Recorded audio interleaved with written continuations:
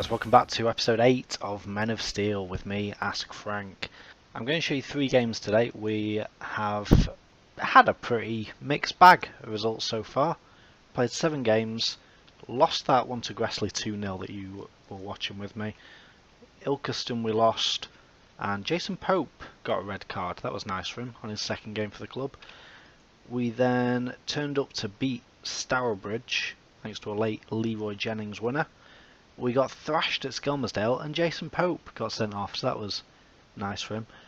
We then beat Marine, beat Met Police and lost to Frickley. It won't surprise you particularly to know that Jason Pope doesn't really get in the starting 11. I thought we'd cracked it. I thought we'd got that bastard for the middle of midfield that we needed. And he's been sent off twice in 3 appearances. So what can you do? We have been persistent with Michael Towie, who is just rapidly declining, but he's still doing better. In the 1 and a bit games he's played, he's done quite well.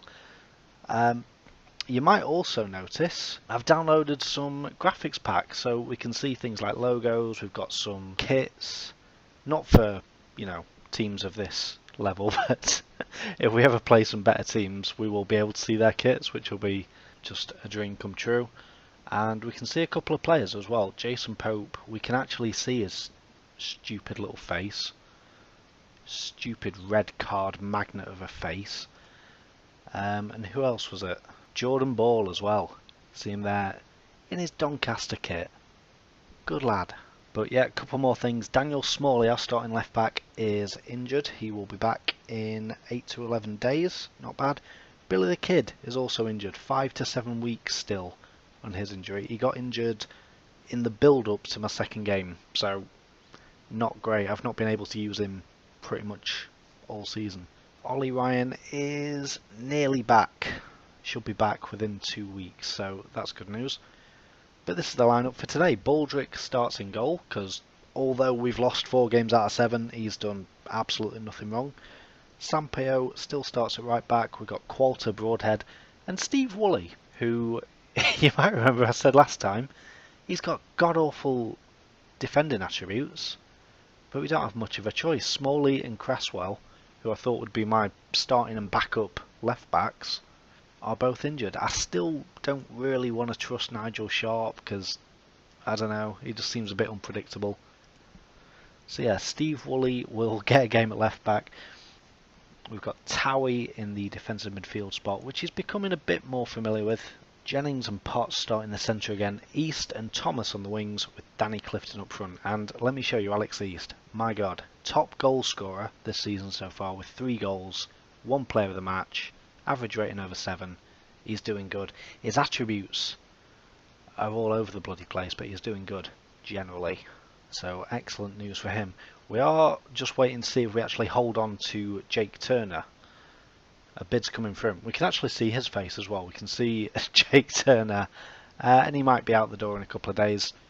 Who the fuck knows? Some bids have come in for him. I've offered him a new contract, but we will see how that one pans out. So yeah, let's get into today's game. It's the same 4-1-2-3. I did start experimenting after that first game that we lost. I started experimenting with a 4-4-2 with Wedderburn and who was it? Wedderburn and Clifton up front. It's not really worked out at all. I think it worked in that Stourbridge game, just.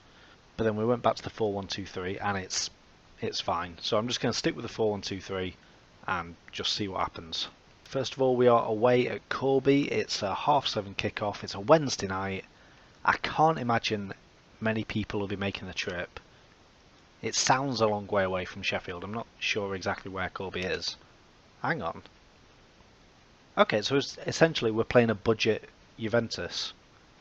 Aren't we? We're playing Conte's Juventus if they were a team in the 7th tier of English football instead of the Italian champions. That is making me think a bit, because we've now got Danny Clifton, who hasn't got an attack duty anyway, up against 3 centre-backs. We'll match him in midfield, but I think it might be... So I've had a bit of a think. What we're going to do, especially as we've got Steve Woolley at left back who cannot defend for shit, it seems a bit useless just to have him as an out-and-out defender. We're going to double up on the flanks and see how that goes. We should match him in midfield. We've got Thomas and East coming in to support Clifton, who will be an advanced forward. And we've got Woolley and Sampaio hopefully bombing up the flanks to overlap them.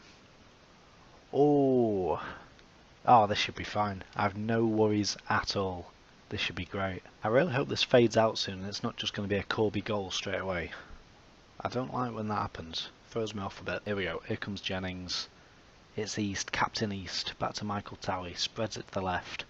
Woolley overlapping. Gets his cross in. Jennings nods it on. I can't see what's happening because I've got my fucking menus open. But we have scored. It's Danny Clifton. Oh, who is now joint top scorer for the season with Alex East on 3 goals. Let's see what happened then, because I did not see any of that. Woolley overlapped, as he should. Knocked down by Jennings. The keeper's had a bloody nightmare. Let's just rub it in. Woolley, Jennings, Cooper, Clifton. Oh, beautiful. 15 minutes in, 1-0 to the Sheffield. It's our corner. Woolley crosses it in. Broadhead's nods it on. Oh, what can Qualter do out on the right? He drills it in. Alex East, Jennings. Oh, tips wide by their keeper this time. It's their corner now. Their first highlight. It better not be in. Rohurst puts it in. Shit. Jack Rohurst. He looks absolutely delighted. Fucking good. Good for Jack Rohurst. Unbelievable. Look at this. This is pathetic. I'm worried about our fans not turning up. Where are theirs? I wasn't even watching that then. Gary Thomas is coming off. To be honest, he's not had a good start to the season. He's been pretty ineffective. He's averaging around 6.6 for the season so far. Not great. So we're going to have Cheetham, who is another right footer, cutting in from that left wing. Hopefully he can do a bit more. Here we go then. Second half, 1-1. Start on the front foot. In fact, we're going to change it 15 seconds into the second half. We're going to go control. Really try to start dominating this game. It's not working. We're going to go counter. I feel like they're going to come forward and we can capitalise on the break. But there's not much time to do it. And it's just going to fizzle out. Oh, unless Michael Towie, sideways pass. Steve Woolley wins a corner, but we won't have time to take it. I mean, to be honest, that's been a pretty fair reflection of the season so far. It's been quite a few very even games, and it's come down to just whoever takes more of their chances, because everyone gets about the same amount of chances. So yeah, I'm okay with that. That takes us up to 14th in the league after 8 games, which, I tell you what, if we can finish in this sort of mid-table area, I'll be very happy, because we got a very young squad, and for every season we can avoid getting relegated from whatever league we're in, we will develop and get better. Shoaling boss Dave Diper was spotted at Steel Park for that game. I've heard about Dave Diper actually before. I've heard he pampers his players.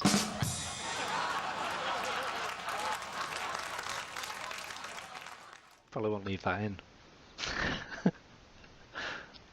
So moving on as quickly as I possibly can, there's been a couple of mental transfers. Eden Hazard's gone to Paris Saint-Germain for £80 million. Ruben Neves also gone for £52 million. Carlos Vela at the minute will be doing his very best Scrooge McDuck impression. He's moved to Quanjian for just under £19 million on a princely £190,000 per week. So do you know what he's done? Quite cleverly, in my opinion.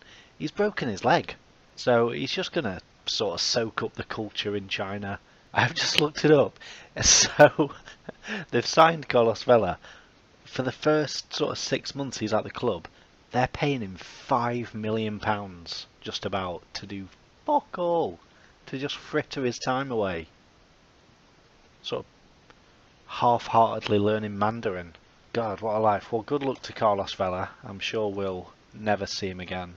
Yedlin's got a surprisingly big money move to Stoke. I keep going on these players' profiles like I'll be able to see their bloody attributes. Foolish. Ah, my own personal wonder kid of FM15, Che Adams. He's got a move to Newcastle. Good on you, Che. For £2.6 million. He'll do a job for him. I have no doubt. So that's a pretty decent bunch of transfers. This was June. There were 2 more months of transfer. Look at this. Verratti to City for 114 million. Griezmann to Arsenal for 85. Ousmane Dembele to Bayern Munich, of course. Nearly 50 million for that one. John Guidetti to Liverpool for £21.5 million. Mental. Who knew that giving the Premier League teams absurd amounts of money would be just a silly idea, that they just spunk it up the wall at the first opportunity? I didn't see it coming. Jack Colback seems to be intent on pissing absolutely everyone off in the northeast as he moves as he completes the trifecta. He's gone from Sunderland to Newcastle to Middlesbrough, so he's just hated universally up there now. So good luck, Jack, just living your day-to-day life. Jesus. Diego Costa to Manchester City for £36.5 million. Patrick Bamford shocks the footballing world by being a youth player who doesn't make the grade at Chelsea, and after a lot of promise moves on for barely any money at all to a lower club. That is really odd. I've never seen anything like it. Nigel Sharp is suffering from food poisoning. Just to really cement that idea that no other player will play at left back other than Steve Woolley. Literally, I thought it was pretty well covered for most areas of the team. Left back, 4 players who can play there. 3 of them are fucking injured. What's going on? And the other one has never tackled or marked anything in his life. No, to be fair, he weren't bad against Corby. He was the worst player on the team, granted, but he wasn't bad. Won't begrudge him that. So here we go with match number 2 then. Stafford against Sheffield. Craig Pawson will be the referee. Fair enough. Didn't think we'd get someone of his calibre. Okay, a bit of rotation is needed in the middle, just to keep everyone fresh. Connor Williamson comes in, the young centre-back. He can sort of play at defensive mid. In fact, he's probably the best in the team at defensive mid, so he'll play there. And we'll give Towie a rest. Pope can come in, and I'm not going to give him the ball-winning role, because he's just going to get sent off. I don't see the point in it. So Pope comes in for Potts, and Ainscough comes in for Jennings.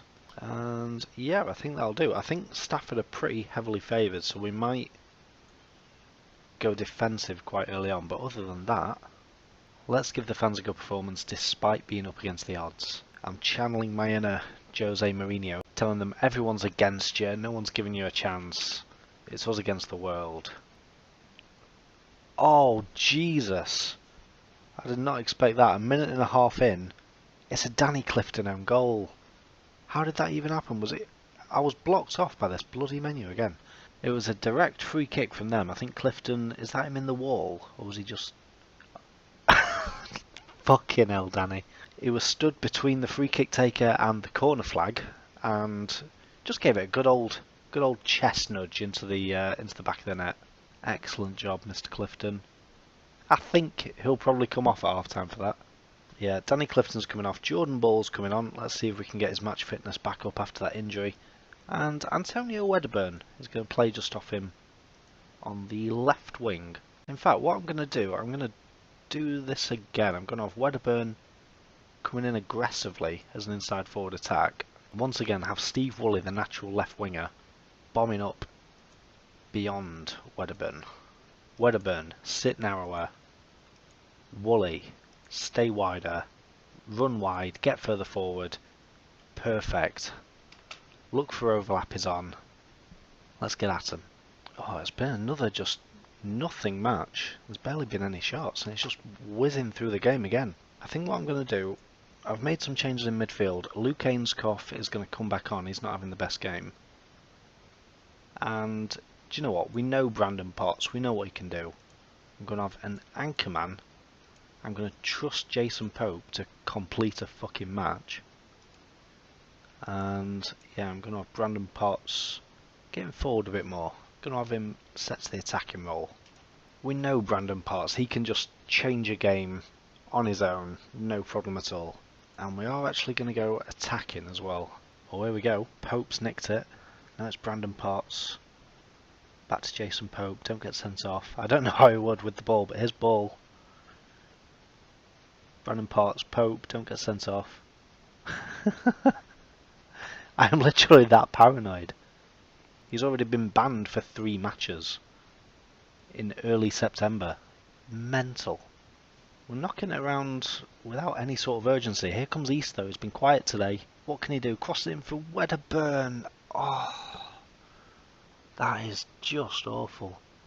Okay, it's their free kick. They've got a lot of people up to say it's not long to go, but they've put it wide. I think that's just going to be the end of the highlight.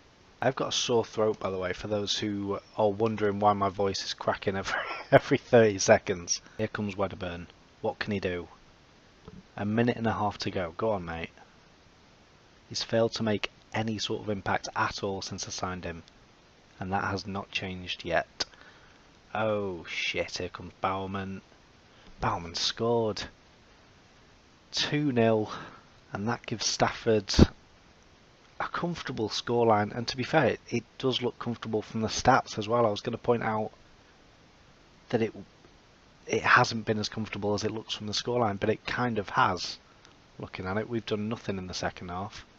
At least Pope didn't get sent off. Pope's played this whole game. Yeah, I'll say... Oh shit, they did not like that. I said I can't fault you for effort. Nobody expected us to win, which is true, but you gave it everything. Which, looking back on it, might be a bit of a stretch. They didn't really give it much at all. This is just classic football though, isn't it? I told him, you know, I know you gave it your best. They can tell that that's not true. So I'm the arsehole. I'm the arsehole for saying that they gave it their best when they didn't fucking show up. Oh. Oh.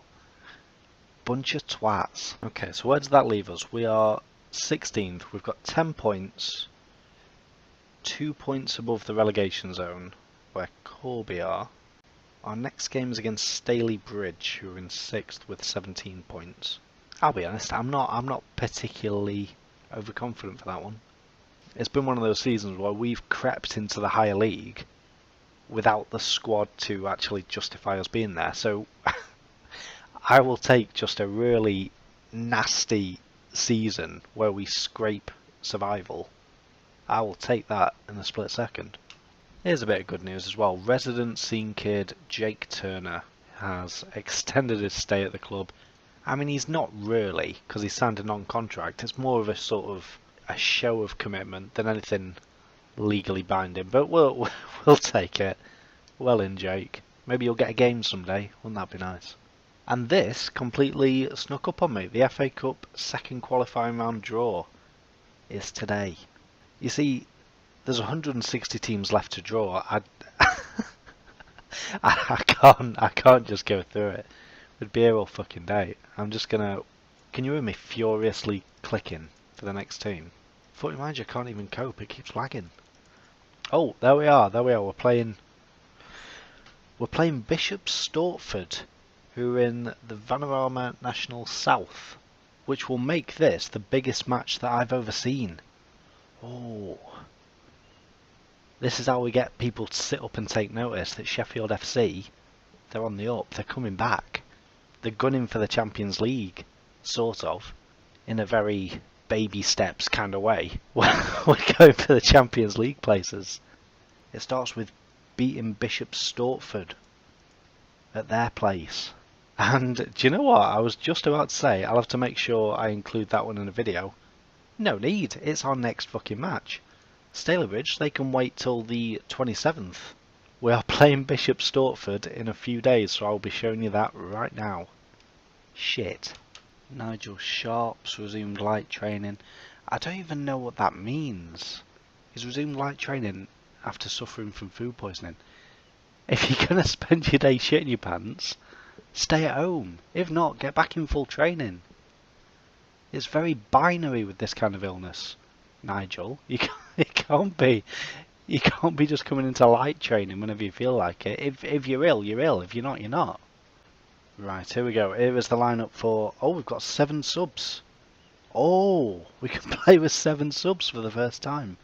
Oh, I've missed this. I've missed all this extra choice. Who shall we have? Okay, so as you can see, Daniel Smalley is back from injury. He will go into the squad. Connor Williamson comes in for Jack Broadhead, who has been a bit shit lately.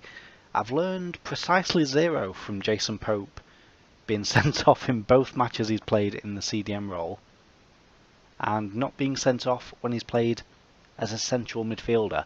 So he goes back to CDM, and my reasoning is that it'll just be fine. I don't know what to do about him. I need him to get better at the CDM role. Anyway, we'll see how that goes. Jennings and Potts, solid partnership in the centre. This is Gary Thomas's big chance. If Gary Thomas doesn't cut it on the left wing today, I think I'm going to give his place to someone else, maybe Jamie Cheatham. Right, pressure's off. We are massive underdogs. Austin's header, Baldrick. Jesus, Baldrick. I really hope that looks better in 3D, because that looked fucking awful in 2D. Okay. Makaka to Martin. A little dink in. I love that cross. That is nice. Austin heads it straight at Baldrick and it's through his hands. Come on, mate. Okay, 12 minutes till half time. They're coming forward again. Getting the same sinking feeling I did last time. Drennan to Austin. Can he get a shot away? Williamson gets in there well. Gordon to Drennan. Now Rogers. Rogers pings it in. Martin nods it down and Leroy Jennings gets it away. They are coming back though. It's been pinged back into Jones. Jones has had a go. I mean, I'm not going to argue that it was a very good strike, but Jesus, Baldrick. Jones hit it. Lovely technique. He didn't even move. He didn't even move. Right. Oh no, they've got a corner as well. I was going to make changes. I just didn't do it in time. It's come back off Baldrick. I think it's an own goal. Courtney Austin has made it 3-0 before half time. I should have gone defensive. I should have started out defensive. I was umming and ahhing, and I eventually just stuck with standard because it had done so well. Oh, fucking hell. Between Daniel Smalley and Baldrick, they just watched it go in. Okay, we might have a highlight straight away though. I've told them to work the ball into the box as much as they can because we are matching Bishop Stortford. Apart from they've had 3 shots on target, and our keeper is having some sort of breakdown. Oh, come on. It might be theirs again. No, Qualter gets it away. There comes Drennan. Fires it up. Qualter gets there again though. Potts fires it over the top of their defence. Clifton not really bothered about chasing it. Can't blame it. It is a lot of work. Qualter nods it down for Jennings. Brandon Potts. Gary Thomas. Go on, have a go. Have a go. Puts it through for Clifton. Clifton scored. Good lad, it's 3-1. That's what we need. A little bit of hope before half time. Let's have a look at this. Gary Thomas cut in from the left hand side. Lovely little through ball. Their keeper should probably have done better. He reacted about 5 seconds too late. But yeah, Danny Clifton puts it away. 3-1. In fact, yeah, I am going to tell them they've been unlucky because we have been deceptively good. The highlights wouldn't have you believe that we've been any good at all, but it seems like the 4 highlights have been shown have been the 4 goals. Apart from that, it's pretty much even. Okay, it's a highlight for someone. We've got about half an hour to go. Daniel Smalley has given it away. What's our pass completion looking like? It's not looking great from up here. Better than theirs. Back to Makaka. Now it's Drennan. Puts it through for Austin. It's gone straight through Baldrick again. Mate, I can't defend you anymore. I can't defend you. I'll give you some sort of montage or something. What music does Baldrick have? I don't know, we'll work it out. I'll give you some sort of montage. And Jake Turner starts in net from the next game, because this has been fucking horrendous. 4 shots on target. To be fair, 1 shot on target for us, and it's 4-1. What is this? This is awful. At least Pope hasn't been sent off yet, but there's still 15 minutes of the game left. He does usually get sent off after the 75-minute mark, I've noticed. Here is Pope to Leroy Jennings. Good ball into Brandon Parks, who puts it through for Danny Clifton. Danny Clifton scored. Look at this, I've missed all these shots. We haven't seen those. If their keeper was as bad as ours, we'd be drawing. And that is very frustrating.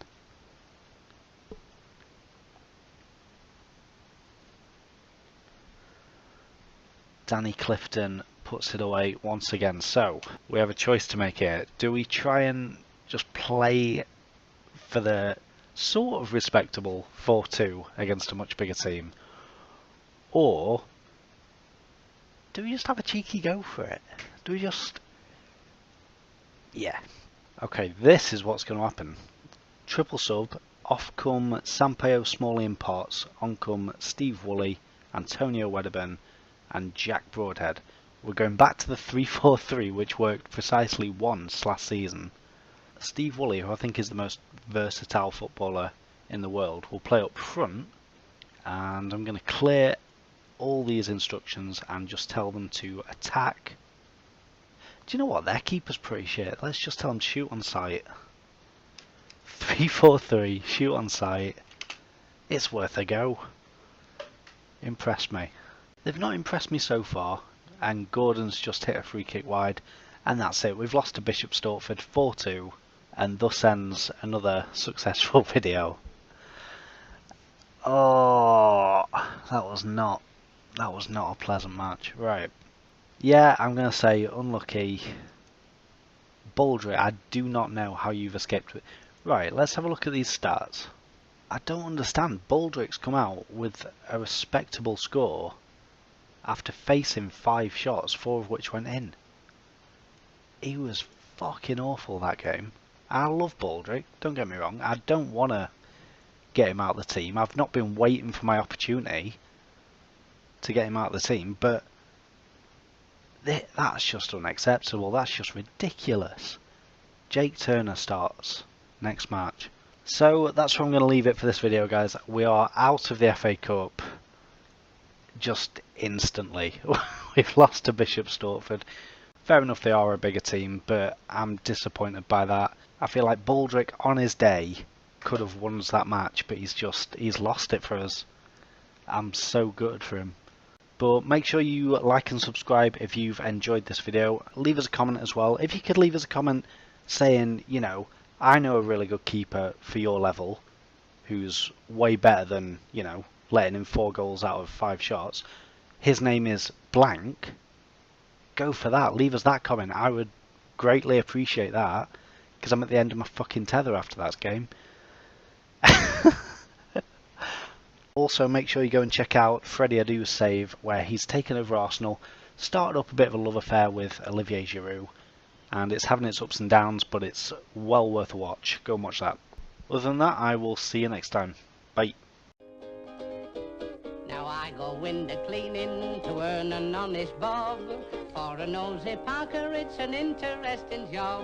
Now it's a job that just suits me. A window cleaner you would be if you can see what I can see. When I'm cleaning windows, honeymooning couples too. You should see them villain coo. You'd be surprised at things they do. When I'm cleaning windows, in my profession I'll work hard, but I'll never stop.